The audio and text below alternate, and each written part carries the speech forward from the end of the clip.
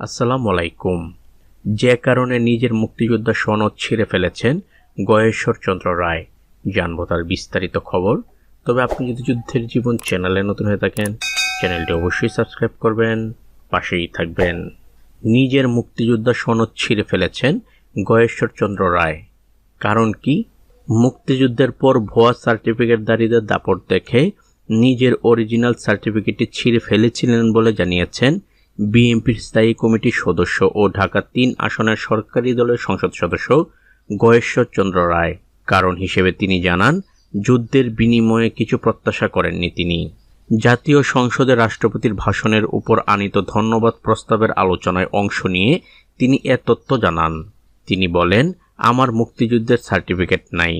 এর কারণ, যুদ্ধের পর একজন মেয়ে আসলো ভর্তি হওয়ার জন্য। আমি বললাম, কোনো ক্রাইটেরিয়াতেই তোমাকে ভর্তি করা যাবে না। সে বলল, আমার কাছে মুক্তিযোদ্ধার সার্টিফিকেট আছে। সে কলেজে ভর্তি হলো, যার বাবা ছিল একজন কোলাবরেটর অর্থাৎ রাজাকার। আমি হতভম্ব হয়ে গেলাম সেই দৃশ্য দেখে। আমি ঘৃণা ভরে নিজের সনদ ছিঁড়ে ফেলেছিলাম।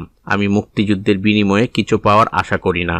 নিজের দীর্ঘ রাজনৈতিক জীবনের কথা তুলে গয়েশ্বরচন্দ্র বলেন, বিএনপি প্রতিষ্ঠার সেই মাহেন্দ্রক্ষণে রমনার বটমূলে আমি একমাত্র সাক্ষী হিসেবে আজও বেঁচে আছি। শহীদ জিয়া 18 মিনিটের মধ্যে বিএনপির ঘোষণা করেছিলেন। সেই কৃতজ্ঞতা শুধু মুখে উচ্চারণ করলে হবে না, তাদের আদর্শের পথে চলেই তা প্রমাণ করতে হবে। তো আজ এ পর্যন্তই, দেখা হবে অন্য এক নতুন ভিডিওতে।